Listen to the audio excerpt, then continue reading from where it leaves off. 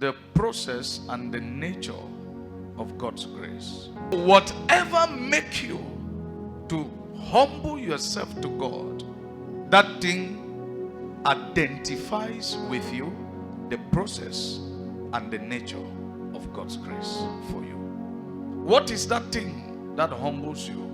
Take it as a gift from God.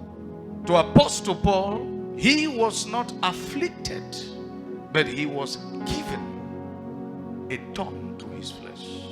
And he was praying for the gift of God to leave him. 3 times I prayed and sought the face of the Lord. And the Lord told me, my grace is sufficient for you. What does that mean? God was busy developing Paul's life in his grace. And the full understanding of the process and the nature of God's grace was not yet clear to the Apostle Paul. The process and the nature, it was not yet clear.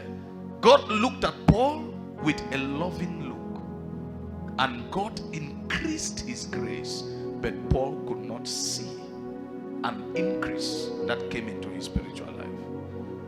Paul identified a trouble in his life, but he slowly came to understand that there was a spiritual door of God's sufficient grace supplied to him through the process and nature of God's grace.